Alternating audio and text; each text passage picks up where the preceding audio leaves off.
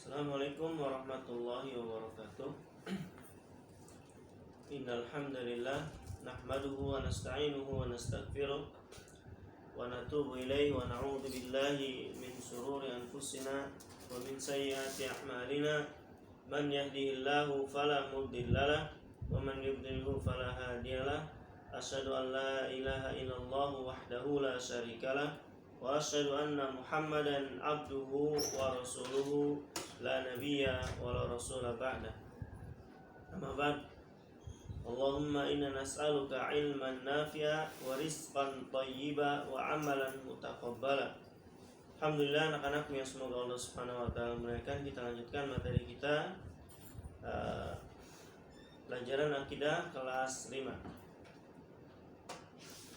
Baik, silakan disiapkan bukunya dan lihat halaman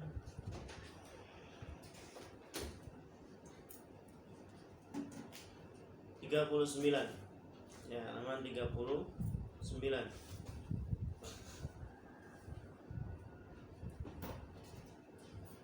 Bab ke-10 syahadatain kita sudah ya, syahadatain.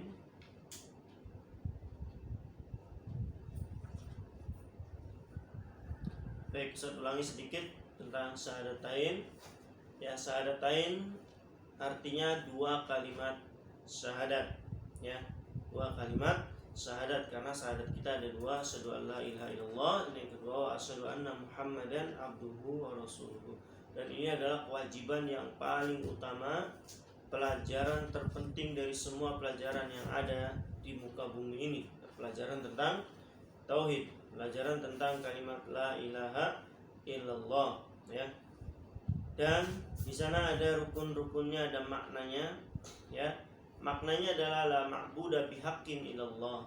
Ya, tidak ada yang berhak diibadahi dengan benar kecuali Allah. Dan ini kita wajib yakin bahwasanya segala sesuatu yang ada tidak berhak disembah. Yang berhak disembah adalah Allah. Dan di sana ada dua rukun. Yang pertama an-nafyu, yang kedua ada al-itsbat. Apa nafyu? Meniadakan. Jadi kita meyakini dalam hati kita tidak ada yang berhak disembah di langit dan di bumi ini, ya. Kemudian kita tetapkan kecuali ya Allah. Jadi kita meyakini di langit dan di bumi ini tidak ada yang boleh disembah kecuali satu, yaitu Allah. Kita meniadakan semua sembahan selain Allah, lalu kita menetapkan yang boleh disembah hanya satu, yaitu Allah. Ini an-nafyu dan al-itsbat. Dan Rasulullah SAW mengkabarkan kepada kita bahwasanya man akhiru kalamihi la ilaha illallah dakhala jannah. Barang siapa yang ucapan akhirnya adalah kalimat la ilaha illallah ketika mati, ya sebelum meninggal dalam sakaratul maut dia mengucapkan la ilaha illallah, dia akan masuk surga.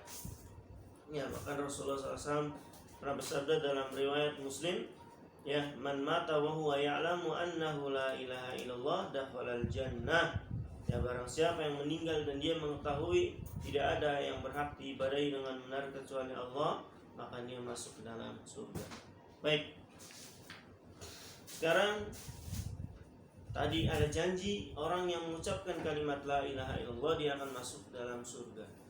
Semua itu bisa didapatkan ketika dia ya memenuhi persyaratan-persyaratan. Ustaz kasih analogi yang biar kalian paham.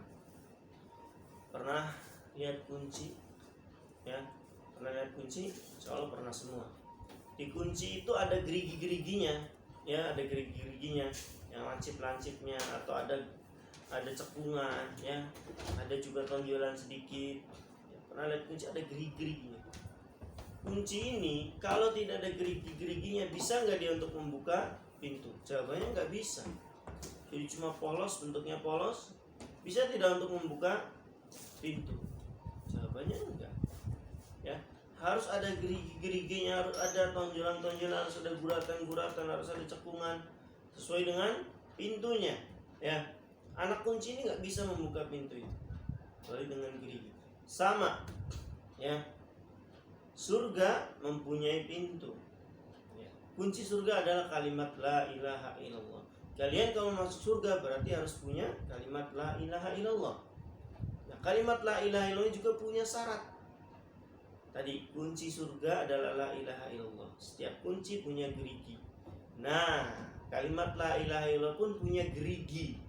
Kan dia tadi kunci surga, dia punya gerigi. Geriginya apa? Syarat-syaratnya.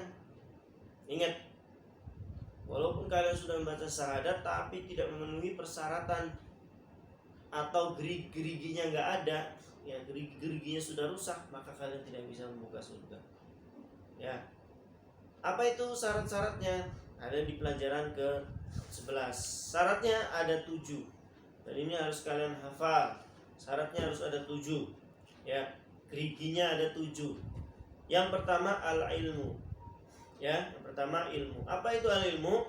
Itu mengetahui maknanya. Maknanya apa tadi? La ma'budu bihaqqin illallah. Kita meyakini tidak ada yang berhak disembah di langit dan di bumi ini kecuali Allah. Kita yakin itu, bahwasanya malaikat tidak berhak disembah, Nabi Muhammad tidak berhak disembah, manusia tidak berhak disembah, jin tidak berhak disembah, apalagi benda-benda mati, semua itu tidak berhak disembah. Semuanya makhluk, semuanya akan binasa di hari kiamat, dan yang binasa tidak berhak disembah.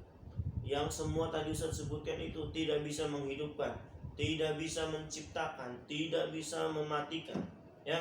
Semua itu bahkan mereka sendiri akan mati kelak di hari kiamat. Malaikat, nabi-nabi, manusia, jin, apalagi benda-benda mati. Semua itu tidak berhak disembah kecuali Allah. Ya. Itu kita harus mengetahui. Itu al-ilmu. Ya. Yang kedua, yakin.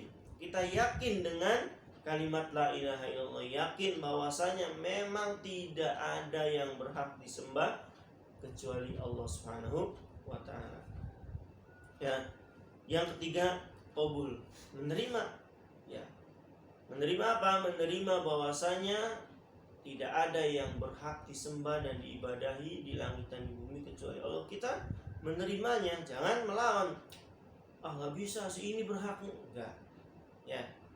Jadi kita meyakini bahwasanya hanya Allah Subhanahu wa taala yang berhak disembah. Kita yakin dan kita tahu dan kita menerima bahwasanya memang Allah yang berhak disembah.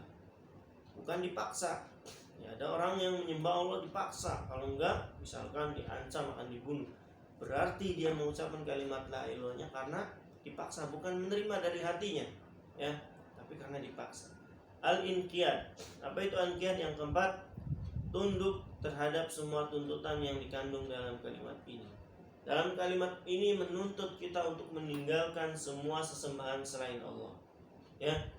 Dan di kalimat ini dituntut kita untuk beribadah hanya kepada Allah. Dan itu kita lakukan, maka kita sudah mempunyai gerigi yang keempat, ya, yaitu ya. Gerigi yang kelima, as-sidq. Apa itu sidq? Jujur. Ya, mengucapkan kalimat ini jujur dari hatinya, ya, membenarkan syahadat yang diucapkan dengan lisannya itu dan siap menerima segala konsekuensinya. Keenam, ikhlas. Ikhlas maksudnya orang yang mengucapkan kalimat ini hendaknya benar-benar ikhlas dalam mengucapkannya, semata-mata karena Allah, bukan karena ingin mencari keuntungan dunia. Ya, ikhlas karena Allah. Yang ketujuh, mahabbah. Kita mencintai kalimat la ilaha illallah. Kita mencintai orang-orang yang mengucapkan kalimat la ilaha illallah. Kita mencintai dakwah kalimat la ilaha illallah. Dan ini adalah yang ketujuh, yaitu kita mencintai kalimat la ilaha dengan sepenuh hati, mengucapkan, memahaminya, ya, bahkan mencintai dan mendakwahkan kalimat la ilaha illallah. Itu 7 syarat kalimat la ilaha illallah. Ingat, kunci surga kalimat la ilaha illallah. Miftahul jannah la ilaha illallah. Kunci surga adalah kalimat la ilaha illallah. Dan kunci ini harus punya gerigi. Ya, geriginya adalah syarat-syarat lain. Semoga tadi ya, analogi kunci ini kalian paham. Bahwasanya semua kunci punya gerigi.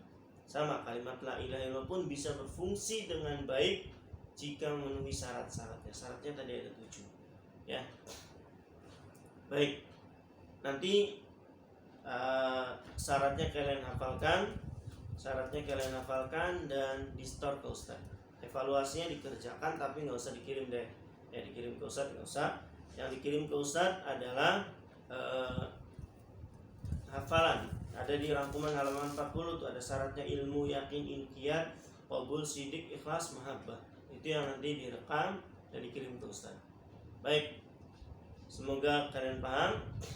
Ustaz akhiri dengan doa kafaratul majelis. Subhanakallahumma bihamdik, asyhadu an la ilaha illa anta, astaghfiruka wa atubu ilaik. Assalamualaikum warahmatullahi wabarakatuh.